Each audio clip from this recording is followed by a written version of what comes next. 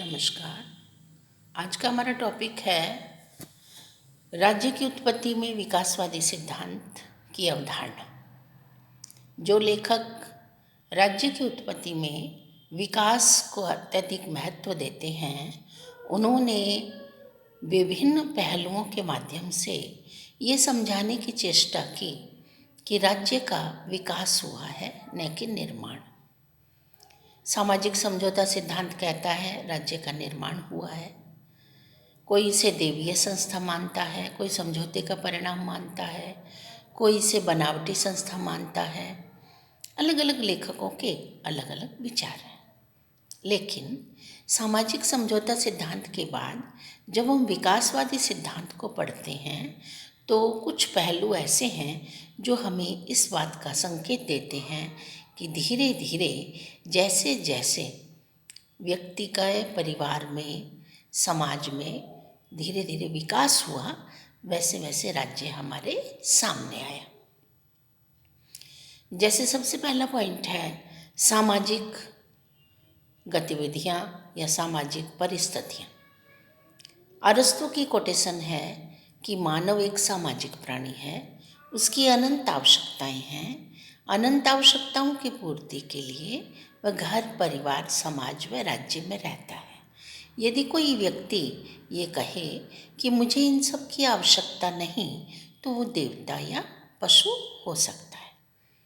यानी जब जंगली मानव था, आदि मानव था, एकांकी मानव था, जिसे सभ्यता और संस्कृति का ज्ञान नहीं था, तो वो जंगल में रहता, आखेट के माध्यम से जो मिलता खा लेता था। लेकिन धीरे धीरे जब व्यक्ति से परिवार की बढ़ोतरी हुई तो उसे यूँ महसूस होने लगा कि उसकी केयर जो है, उसका विकास जो है वो परिवार के माध्यम से ही संभव है। और सामाजिक गतिविधियाँ यही हैं कि जन्म जब होता है बच्चे का तो उसे बहुत ज़्यादा सुरक्षा और देखभाल की आवश्यकता होती है। वहाँ उसे परिवार की आवश्यकता पड़ती है और परिवार में ही व्यक्ति का पालन पोषण प्रारंभ होता है। तो हम इस बात से इनकार नहीं कर सकते कि व्यक्ति को परिवार की आवश्यकता नहीं। और जो ये इनकार करता है, लेखक कहता है, राजनीति विज्ञान के जनक अरस्तु कहते हैं कि वो देवता या पशु ही होगा जिसे किसी चीज़ की आवश्यकता नहीं, परिवार की, घर की, समाज की, राज्य की। धीरे धीरे जंगली मानव से, आदि मानव से व्यक्ति के पारिवारिक दृष्टिकोण का प्रारंभ हो जाता है। इसे और अधिक विश्लेषण से यदि हम अध्ययन करते हैं तो रक्त संबंध, दो व्यक्तियों के संबंधों को रक्त संबंध के आधार पर समझकर हम परिवारों की संरचना का माध्यम समझ सकते हैं। और परिवार में जितने भी रिश्ते नाते हम संबोधित करते हैं, सबसे पहला नाता तो हमारा रिश्ता जो हमारा संबंध जो हमारा है वो अपने माता पिता से। इसी को हम रक्त संबंध से बहुत अच्छे से समझ सकते हैं। माता पिता जो घर में मुखिया के रूप में काम करते हैं। धीरे धीरे यही परिवार का मुखिया जो संरक्षण दे रहा है, ये कुटुंब कबीले का सरदार या मुखिया माना जाता है। धीरे धीरे जब परिवारों का विस्तार होता है, लेकिन प्रारंभिक स्तर पर हम ये कहते हैं एक परिवार की संरचना में माता पिता और उनके पुत्र पुत्रियाँ, जो भी उनकी संतानें हैं, वो उनके संरक्षण में रहकर ही अपना विकास कर पाते। इसी तरह धीरे धीरे रिश्तों और संबंधों का विस्तार होता है और परिवार हमारे सामने समूह के रूप में आने लगते हैं। समूह परिवारों का फिर कुटुंब के रूप में सामने आता है, कबीले के रूप में सामने आता है, समाज के रूप में हमारे सामने आता है। रक्त संबंध में जब हम रिश्तों की बात करने लगे तो हमने सबसे प्रमुख रिश्ते की बात आपको समझा दी कि जो माता पिता जन्मदाता होते हैं और उनके संरक्षण में ही व्यक्ति के व्यक्तित्व का विकास होता है, बाल्यकाल से प्रारंभ हो जाता है। धीरे धीरे डेवलपमेंट होता है और विकास होता है तो उसे समाज और राज्य की आवश्यकता महसूस होने लगती है। इसके बाद पहलू आता है धर्म। धर्म जिसे हम धारण करना कहते हैं, धर्म जिसे हम कर्तव्यपरायणता भी कहते हैं, धर्म जैसे राजधर्म, राजा का धर्म क्या है? प्रजा का पालन करना। माता पिता का धर्म क्या है? बच्चों का पालन पोषण करना। तो धर्म हमें कर्तव्यपरायण बनाता है, कर्तव्य पथ पर चलाता है, और धर्म को हम आस्था निष्ठा से भी देख सकते हैं, मान सकते हैं। जैसे प्रकृति की पूजा करना, मूर्तियों की पूजा करना, मंदिर मस्जिद गुरुद्वारों में जाना, इसे भी हम धर्म से जोड़कर देख सकते हैं, जो मानव को मानवता का व अनुशासनबद्धता का एवं कर्तव्यपरायणता का पाठ सिखा दे, वह होता है धर्म। परमार्थ करना, परोपकार करना, सहयोग करना, सामंजस्य से रहना, प्रेम से रहना, मेल मिलाप से चलना, सहयोग से चलना, एक दूसरे के काम आना, मनसा वाचा कर्मणा, मन से वचन से कर्म से किसी का दुख न, किसी को हानि न पहुंचाना, ये सब नीति परायणता में, धर्म आध्यात्मिकता में सभी महत्वपूर्ण पहलू माने जाते हैं, जो एक समाज में रहने वाले व्यक्ति के लिए बहुत अहम स्थान रखते हैं। इसके बाद बात आती है शक्ति की। इसमें तो कोई संदेह ही नहीं, शक्ति ही सत्य है। शक्ति के बिना समाज का संचालन संभव नहीं है। राजतंत्रात्मक शासन व्यवस्था में दंड सेना से भी जोड़ा गया, दंड सजा से भी जोड़ सकते हैं। सैन्य शक्ति का होना बहुत जरूरी है। राजतंत्रात्मक शासन व्यवस्था में सप्तांग सिद्धांत में एक महत्वपूर्ण पहलू है दंड। कौटिल्य जैसे विचारक इंडियन पॉलिटिकल सिस्टम में शक्ति को बहुत अधिक महत्व देते हुए बताते हैं कि राजा को अपने साम्राज्य का विस्तार करने के लिए, अपने साम्राज्य में सुचारू व्यवस्था के लिए, आपराधिक या असामाजिक तत्वों को कंट्रोल करने के लिए शक्ति का होना बहुत जरूरी है। युद्ध का होना बहुत जरूरी हो जाता है। युद्ध से जो राज्य चला रहा है राजा, उसकी शक्ति का पता चलता है, उसके निर्णय का पता चलता है, उसके डिसीजन का पता चलता है, और वह किस तरह से युद्ध बाह्य आक्रमण सशस्त्र विद्रोह के समय अपनी प्रजा की सुरक्षा करता है। इन सब पहलुओं का जानकारी होनी बहुत जरूरी हो जाती है। इसलिए स्वतः द्वारा संचालित वंशानुगत यानी राजतंत्र, स्वतः अपना बल पराक्रम, जनमत की शक्ति यानी लोकतांत्रिक व्यवस्था, शक्ति सत्य है।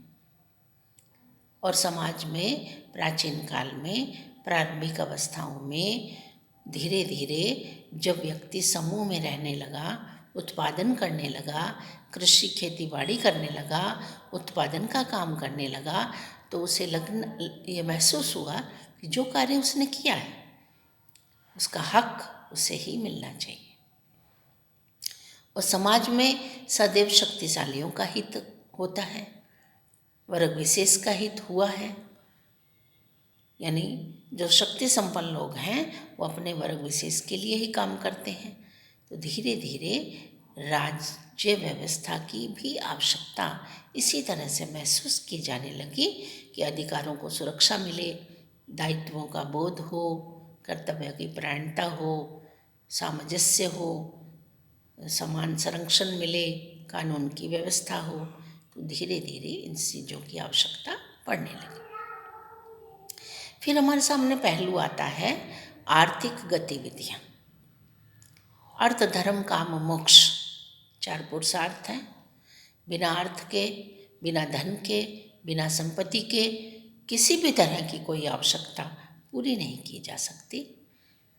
और जैसे हम कृषि का जिक्र कर रहे हैं, उत्पादन का जिक्र कर रहे हैं, उत्पादन है, उपभोग है, विनिमय है, वितरण है, राजस्व है, यानी ये सब सिस्टमेटिकल ढंग से आर्थिक गतिविधियों का संचालन हो जाए, समाज में असमानता ना हो, धन की अधिकता ना हो, धन की कमी ना हो। दोनों ही हानिकारक बताई गई हैं। धन की अधिकता विलासिता को जन्म देती है, धन की कमी संघर्ष को जन्म देती है। अब बैलेंस करेगा कौन? इसके लिए राज्य की आवश्यकता महसूस की जाने लगी। सभी को रोटी कपड़ा मकान चाहिए, नीड जो निजी आवश्यकताएं हैं उनकी पूर्ति हो जाए, और नियंत्रण निर्देशन और व्यवस्था का कार्य भी राज्य को ही देखना है। अरस्तु जैसा राजनीति विज्ञान का जनक भी, जो कि इतना प्राचीन लेखक है, पाश्चात्य राजनीति विचारकों में से एक है, उसने भी इस बात पर ही बल दिया, निजी संपत्ति हो लेकिन इतनी अधिक भी ना हो, इतनी कम भी ना हो, इतनी हो कि समुचित रूप से आवश्यकताओं की पूर्ति हो सके। तो समाज में समुचित व्यवस्था के लिए सभी को भोजन मिल जाए, सुरक्षा मिल जाए, व्यवस्था मिल जाए, इसके लिए राज्य की आवश्यकता महसूस की जाने लगी। फिर पहलू आता है राजनैतिक चेतना। चेतना एक ऐसा शब्द है जो व्यक्ति की जागरूकता से संबंधित है। जागरूकता किस क्षेत्र में? जागरूकता है अपने अधिकारों के क्षेत्र में, कि मानवीय चेतना स्वतंत्रता चाहती है, स्वतंत्रता अधिकारों की मांग करते हैं, अधिकार राज्य की मांग करता है। यानी समाज में रहकर तो व्यक्ति बहुत सारी आवश्यकताओं की पूर्ति कर भी रहा है, लेकिन कुछ ऐसे पहलू हैं जिनके लिए राजनीतिक व्यवस्था का होना भी जरूरी है। तो राजनीतिक चेतना राज्य एवं सरकार की आवश्यकता महसूस करने लगी। इसीलिए लेखक अरस्तु कहते हैं कि राज्य की उत्पत्ति आवश्यकताओं की पूर्ति के लिए हुई और उसका अस्तित्व अच्छे जीवन के लिए विद्यमान है।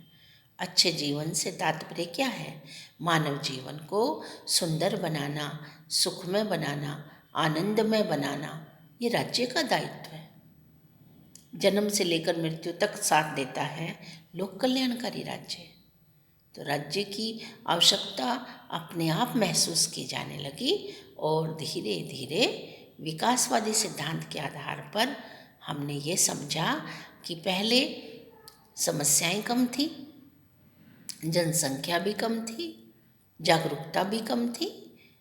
तो गांव की चौपाल पर बैठकर कुटुंब कबीले के सरदार के माध्यम से समस्याओं का निदान कर दिया जाता था।